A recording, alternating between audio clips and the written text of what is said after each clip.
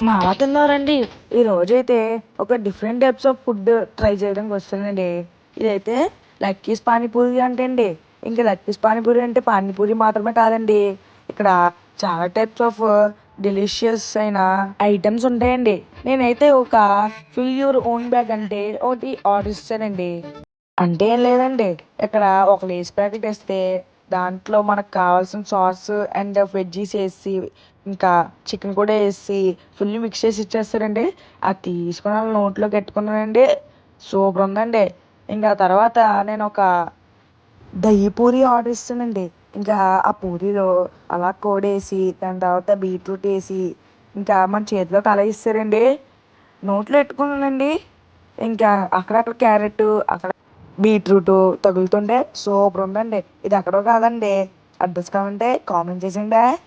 Video నచ్చితే like share subscribe చేసుకునే ఉంటానండి. బాయ్ అండి.